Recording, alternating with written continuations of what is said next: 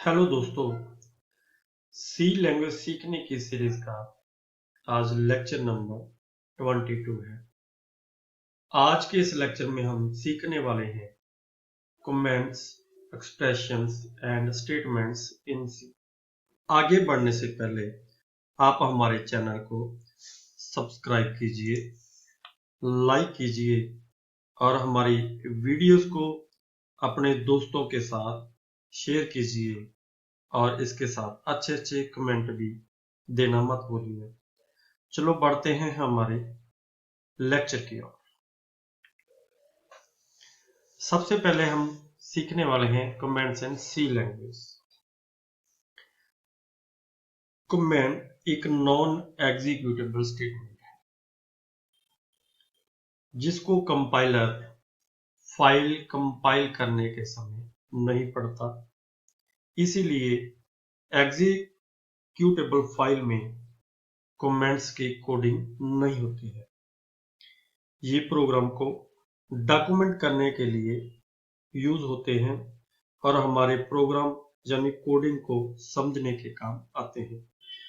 या हम ये कह सकते हैं कि कमेंट्स हम क्यों देते हैं, क्योंकि हमें पता चल जाए प्रोग्राम की कोडिंग देखते समय कि ये प्रोग्राम किस पर्पस के लिए बना है, या प्रोग्राम का राइटर कौन है, मीन्स इसका प्रोग्रामर कौन है, या ये किस डेट को प्रोग्राम लिखा गया था, जैसे कंपाइल किस डेट को करना है, या इसके आगे छोटे छोटे मॉड्यूल्स हैं, वो मॉड्यूल पार्टिकुलर मॉड्यूल किस काम के लिए बने हैं, या कोई स्टेटमेंट किस काम के लिए यहाँ पर दी गई है, एक्स्ट्रा कोई डॉक्यूमेंट करना है आपा किसी फाइल को, तो इसीलिए हम कमेंट्स यूज करते हैं।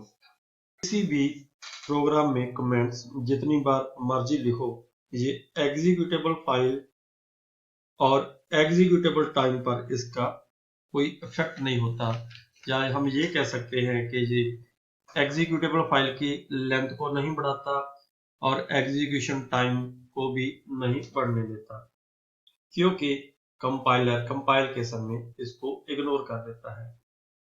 कमेंट्स हमेशा फॉरवर्ड स्लैश और स्टार के साथ शुरू होता है और स्टार एंड फॉरवर्ड स्लैश के साथ खत्म होता है। There is no space between slash forward slash and star and forward slash means ये दोनों सिंबल है, इसके बीच में कोई स्पेस नहीं होती।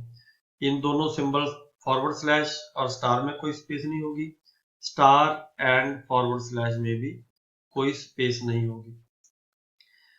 The comment can be over one line or several lines and can be given anywhere in the program.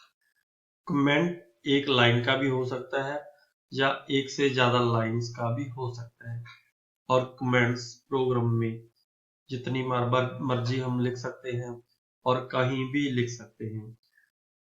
The nesting of comments is not allowed. एक comment के बीच हम दूसरा कमेंट नहीं दे सकते। पहले एक कमेंट शुरू होगा, फिर एक कमेंट का एंड होगा, फिर ही आप दूसरा कमेंट शुरू करेंगे और फिर उसको एंड करेंगे। एक कमेंट की बॉडी के बीच हम किसी दूसरी कमेंट को नहीं लिख सकते। जैसे हम इस छोटे से प्रोग्राम में देख रहे हैं, यहाँ पर हमने प्रोग्राम का पर्पस लिखा है, जब प्रोग्राम के बारे में लिखा है this program uses float data.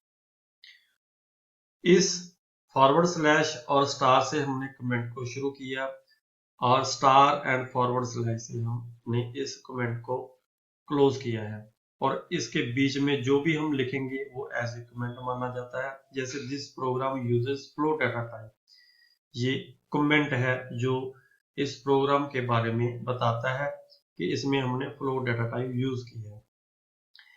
ऐसे ही हमने इस वाइड मेन इस लाइन में एक कमेंट लिखा है, यहां पर भी हमने फॉरवर्ड स्लैश स्टार से कमेंट को शुरू किया है और स्टार एंड फॉरवर्ड स्लैश से हमने इसको बंद किया है। इसके बीच में जो भी लाइन आई है उसको हम कमेंट बोलते हैं। इस लाइन में हमने मेन के बारे में लिखा है कि मेन फंक्शन स्टार्ट से, मेन फंक्शन यहाँ से स्टार्ट होता है। हम यहाँ पर ये नोटिस कर रहे हैं कि ये कमेंट है फॉरवर्ड स्लैश से शुरू होता है, फॉरवर्ड स्लैश और स्टार से शुरू होता है, स्टार एंड फॉरवर्ड स्लैश से बंद होता है। और ये एक से ज्यादा लाइंस में भी हो सकता है और एक लाइन में भी हो सकता है। एक और बात हम यहाँ पर नोट कर सकते हैं कि हम कहीं भी इनको लिख सकते हैं। यहां पर हमने comment does not increase the length of executable file. Executable file की ये लेंथ नहीं बढ़ाता because at the time of compilation compiler does not read the comment line, so comments do not affect the execution time of the executable file. अब what is an expression? Expression contains variables and operands. जो expression है वो combination हो सकता है constants, variables और operators का to form an executable statement. कोई भी एग्जीक्यूटेबल स्टेटमेंट बनाने के लिए हम कांस्टेंट, वेरिएबल्स और ऑपरेटर को कंबाइन करते हैं। It represents single data item such as a number or a character. जब भी किसी एक्सप्रेशन को इवेलुएट किया जाता है तो ये किसी एक डाटा आइटम को रिप्रेजेंट करता है। ये कोई नंबर हो सकती है या कोई कैरेक्टर हो सकती है। जैसे यहां पर हमने लिखा है c is equal to D, तो d की वैल्यू जब ये इवेलुएट होगा d की वैल्यू c को असाइन हो जाएगी और c फिर किसको रिप्रेजेंट करेगी, जो भी c में वैल्यू होगी। मींस इसमें c एक लास्ट साढ़े को डाटा आइटम बन जाती है जब ये एक्सप्रेशन सॉल्व होता है। तो c किसी भी वैल्यू को रिप्रेजेंट कर रही होगी। वो किस वैल्यू को रिप्रेजेंट कर रही होगी, जो d की वैल्यू c में स्टोर की गई है।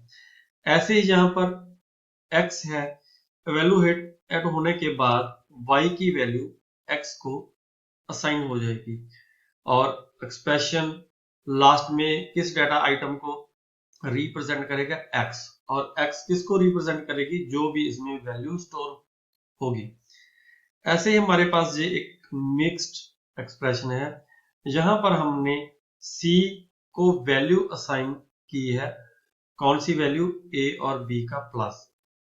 जब ये एक्सप्रेशन इवेलुएट होगा तो फिर क्या होगा, x और y की वैल्यू की एडिशन होगी और वो वैल्यू c में स्टोर हो जाएगी, c को असाइन हो जाएगी और लास्ट में c उस डाटा आइटम को रिप्रेजेंट करेगी जो x और y का प्लस या एडिशन होगा। ऐसे ही हमारे पास ये स्टेटमेंट है। ये स्टेटमेंट क्या करेगी, पहले c और 3 इनकी इक्वालिटी चेक करेगी और a और b ये चेक करेगी क्या a की वैल्यू b से लेस देन है। फिर उन दोनों का रिजल्ट जो मिलेगा उसको एंड के साथ आफ्टर ऑल जो हमारे पास वैल्यू आएगी वो a में स्टोर करेगी और a को रिप्रेजेंट करेगा। जो एक्सप्रेशन a किस वैल्यू को रिप्रेजेंट करेगा, जो इस एक्सप्रेशन को सॉल्व होने के बाद आएगा। इट मीन जब भी ये एक्सप्रेशन पूरे का पूरा सॉल्व होगा तो a उसको रिप्रेजेंट करेगा भी a में क्या स्टोर होगा। Expression can be of different types.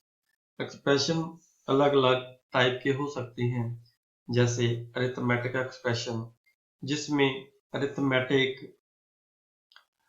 Functions होने हो या अरिथमेटिक एक्सप्रेशन हमने परफॉर्म करने हो, अरिथमेटिक फंक्शन हमने कैलकुलेशंस करनी हो, उसको हम क्या बोलते हैं, अरिथमेटिक एक्सप्रेशन। जैसे यहाँ पर हम ये छोटा सा देख लें a प्लस वाई, ये क्या है, एक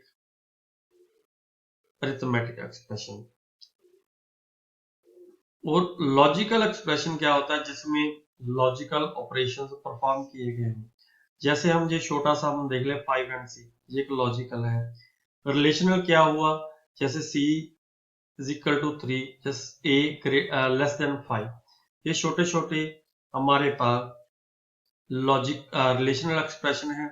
ये हमारे पास एक लॉजिकल एक्सप्रेशन है और पूरा एक मिक्स्ड एक्सप्रेशन आ जाता है।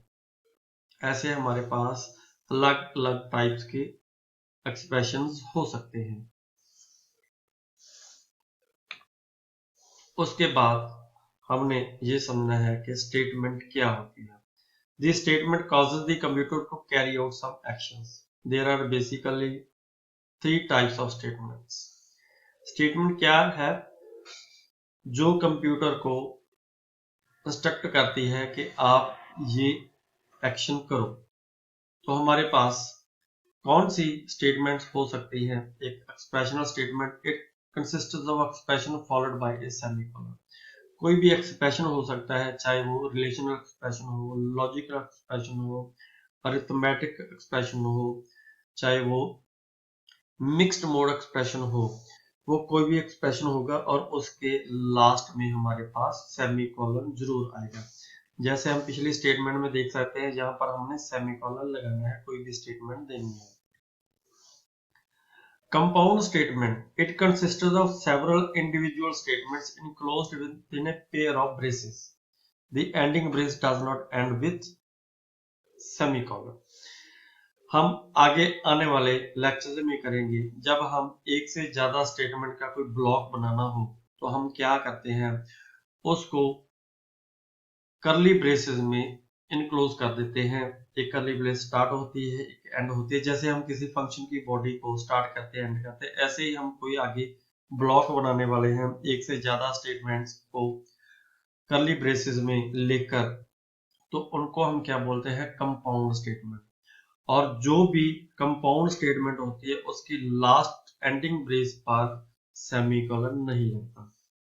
इस तरह हमारे पास है control statement. They are used to create special program features such as loops, branches and logical test. Control statement क्या होती है?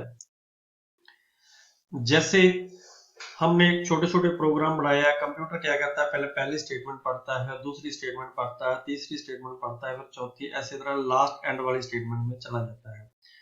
परंतु हम इस रीडिंग कंट्रोल को खुद कंट्रोल करने वाले हैं कि प्रोग्राम की जो लाइंस है, स्टेटमेंट्स है, आपने कैसे पढ़नी है, क्या कुछ स्टेटमेंट्स को स्किप करना है, कोई दूसरी स्टेटमेंट्स एग्जीक्यूट करनी है, या कुछ स्टेटमेंट्स को बार बार एग्जीक्यूट करना है। ये मतलब कंप्यूटर का जो कंट्रोल है सी लैंग्वेज का, उसको कंट्रोल करने के लिए हम कंट्रोल स्टेटमेंट्स आगे आने वाले लेक्चर्स में यूज करने वाले हैं। तो देखते रहिए हमारे आने वाले लेक्चर्स। Thank you. आपसे गुजारिश करता हूं कि आप हमारे चैनल को सब्सक्राइब कीजिए, हमारी वीडियोस को लाइक, शेयर और कमेंट कीजिए। धन्यवाद।